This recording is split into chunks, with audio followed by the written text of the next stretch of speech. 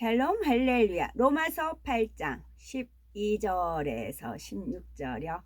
그러므로 형제들아 우리가 빚진 차로되 육신에게 져서 육신대로 살 것이 아니니라.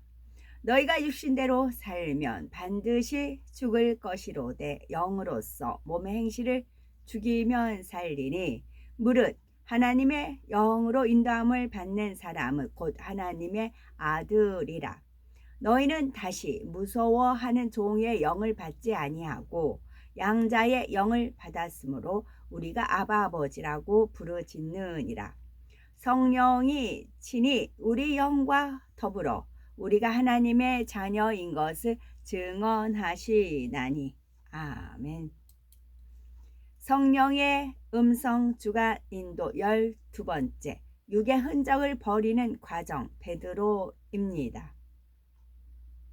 마음의 성결을 이루어도 성령의 음성을 더 깊이 있게 들으려면 육의 흔적을 버리는 과정이 필요한데 베드로의 사례를 들어 말씀드립니다. 베드로는 성령 받기 전부터 예수님 말씀이라면 무조건 순종하려고 했습니다.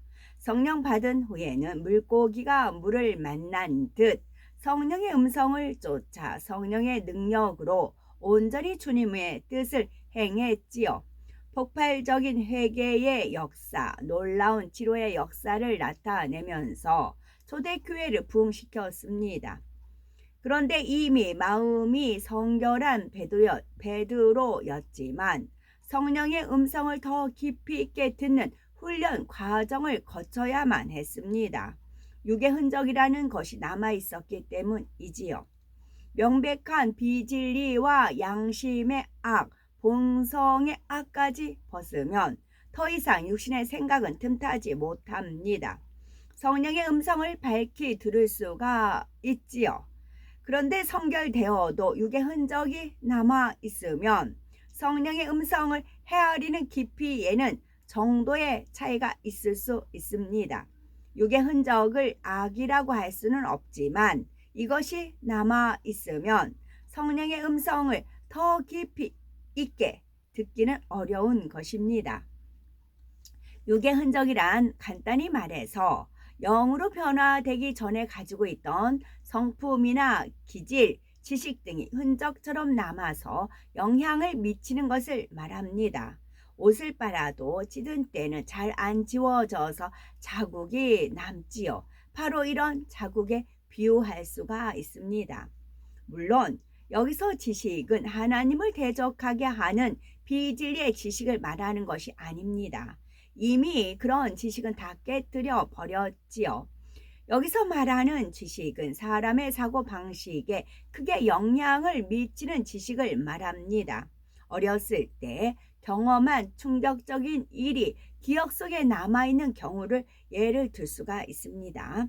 갈라디아서 2장의 베드로가 육의 흔적으로 인해서 순간 하나님의 뜻을 깊이 헤아리지 못하는 사건이 나옵니다. 베드로가 이방인과 함께 음식을 먹다가 할례자들 곧 율법을 중시하는 유대계 성도들이 오자 그들을 피해 떠나버린 것입니다. 유대인의 율법은 이방인과 교제하는 것을 금하기 때문이지요. 베드로는 율법주의적 유대인들에게 괜한 정죄를 받기 원치 않았던 것입니다. 이때 베드로가 어떤 악이 있어서 이런 행동을 보인 것은 아닙니다.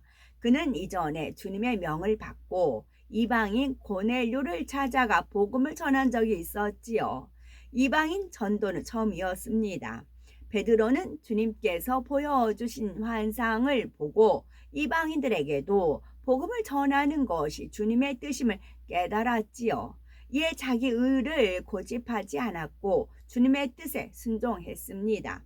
이런 베드로가 새삼스레 주님의 뜻에 불순종하려고 했겠습니까? 다만 육의 흔적이 순간적으로 작용한 것이지요.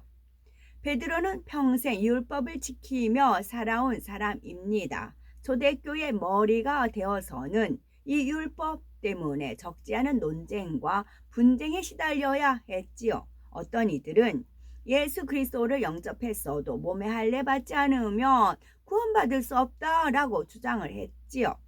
이방인도 구약의 율법대로 살아야 한다면서 성도들을 시험에 빠뜨리기도 했지요.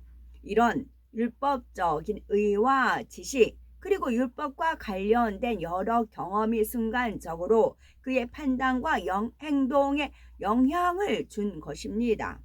그러나 베드로는 결국 성령의 역사 속에 이런 육의 흔적도 벗어나갑니다. 유대인들뿐만 아니라 이방인에게도 성령과 하나 되어 담대히 복음을 전했지요.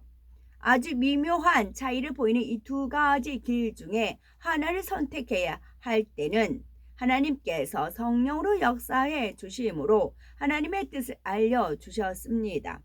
그가 순교할 당시에도 그런 일이 있었는데 다음과 같은 이야기가 전해옵니다. 순교할 즈음 베드로는 로마에서 사역하고 있었습니다. 당시 로마의 세속적인 권력가들은 대부분 베드로를 싫어했는데 설교할 때마다 늘 거룩한 삶을 강조했기 때문이지요. 마침내 권력가들이 베드로를 잡아 죽이기로 혈안이 되어 있다는 소식이 들려왔습니다. 이에 제자들이 베드로에게 로마를 빠져나갈 것을 권했지요. 당시 베드로는 기독교의 대표적인 지도자였으므로 그가 잡히면 복음 전파에 타격이 크겠다고 여겼기 때문입니다. 베드로는 주변 사람들의 의견을 받아들여 로마를 탈출합니다. 그런데 로마를 막 벗어났을 즈음이었습니다. 눈앞에 주님께서 마주오고 계신 것입니다. 주님을 다시 뵙는 것만으로도 얼마나 반가웠겠습니까? 그런데 주님께서 베드로를 본체만치 하고 지나치십니다. 이에 베드로는 주여 어디로 가시나이까? 라고 여쭈었지요. 그러자 주님께서는 베드로를 대신해서 십자가를 지러 로마에 간다 라고 하셨습니다. 이에 베드로는 가던 길을 돌이켜 다시 로마로 갑니다. 순교하더라도 로마에서 끝까지 복음을 전하는 것이 주님의 뜻임을 깨달았기 때문입니다. 그는 결국 붙잡혀 십자가 처형을 당하기에 이르렀지요. 자신은 주님처럼 십자가를 바로 질 자격도 없다며 거꾸로 매달아 달라고 자청합니다. 이렇게 베드로는 겸손히 십자가를 거꾸로 지고 순교하여 주님의 품에 안겼습니다. 그가 로마를 떠나려고 했던 것은 육의 안일함을 위해서가 아니었습니다. 주님의 뜻을 불순종할 마음도 아니었고요. 어찌하든 더 많은 영혼에게 복음을 전하고자 선택한 길이었습니다. 그런데 주님의 뜻은 더 깊었지요. 사랑하는 수제자 순교의 피가 뿌려짐으로써 로마의 무수한 영혼이 구원받는 공의를 이룰 것을 아셨지요. 또 그때가 베드로에게는 순교의 시점으로서 가장 적절함도 아셨습니다. 순간 나타나신 주님의 모습만 보고도 베드로는 이내 주님의 마음을 헤아렸습니다. 죽음을 두려워하지 않고 곧바로 돌이켜 주님의 뜻을 따랐지요. 그만큼 베드로는 주님과 하나 되어 있었기 때문입니다. 성령의 역사 속에 똑같은 음성과 환상을 듣고 본다고 해도 사람마다 해석을 달리할 수가 있습니다. 성령의 음성을 헤아리는 깊이가 다르기 때문이지요. 사도행전 21장에 보면 바울과 다른 일꾼들도 성령의 음성을 듣고 거기에 담긴 하나님의 뜻을 헤아리는 깊이가 달랐음을 알 수가 있습니다. 바울이 3차 전도 여행을 마치고 예루살렘으로 가는 길에 가이사랴에 방문해 빌립 집사를 비롯해 성도들을 만납니다. 그런데 아가보라는 한 선지자가 환상 가운데 바울이 유대인에게 결박되어 이방인 손에 넘겨지는 장면을 보지요. 이 말을 전해 들은 바울의 일행과 가이사랴 성도들은 바울에게 예루살렘으로 올라가지 말라고 권했고 그 중에는 울면서 간절히 권하는 이들도 있었습니다. 그러자 바울은 너희가 어찌하여 울어 내 마음을 상하게 하느냐? 나는 주 예수의 이름을 위하여 결박받을 뿐 아니라 예루살렘에서 죽을 것도 각오하였노라 하며 자신의 의지를 단호히 밝힙니다. 아가보는 전에도 성령의 주관을 받아 전하에 큰 흉년이 든다고 애언했고 그대로 성취되었지요. 그만큼 성령의 음성을 밝히 듣는 사람이었습니다. 그러나 그가 성령의 음성을 해석하는 깊이는 사도 바울에게 미치지 못했습니다. 또 가이사랴 성도 중에는 유대인들의 핍박을 피해 예루살렘에 이주해 온 사람들도 있었고요. 이들은 생명의 위협 속에서도 믿음을 지켰습니다. 그러나 이 중 어떤 이들은 그 핍박의 경험 때문에 바울의 예루살렘 행을 만류했습니다. 자신들의 경험으로 비롯된 생각 때문에 하나님의 뜻을 깊이 헤아리지 못했던 것이지요. 반면에 바울은 하나님의 뜻을 깊이 헤아렸기에 생명을 잃는다고 해도 예루살렘으로 가는 쪽을 택했습니다. 결국 바울은 예루살렘으로 갔고 유대인의 고소로 체포되어 로마로 보내집니다. 현실만 보면 더 널리 전도할 수 있는 길이 막힌 것 같지만 전혀 그렇지 않았습니다.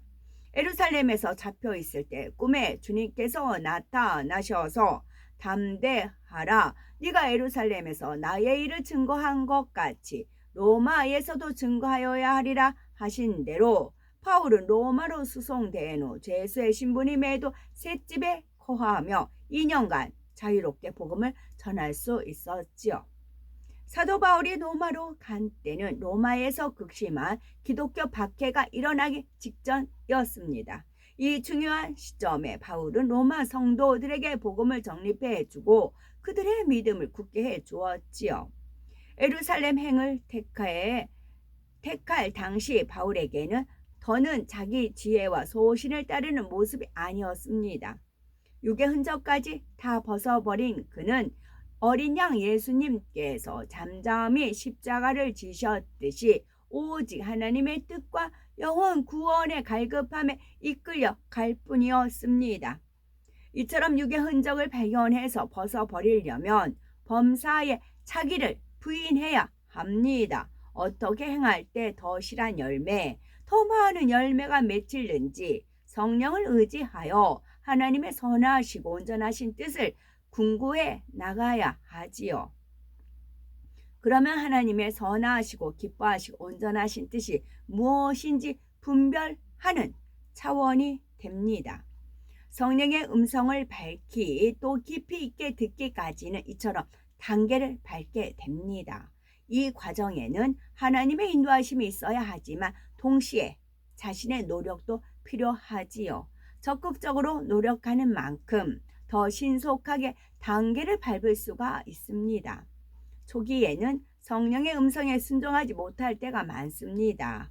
그럴 때는 그 일을 통해 얻은 깨달음을 마음에 새겨서 좋은 경험으로 삼으면 되지요.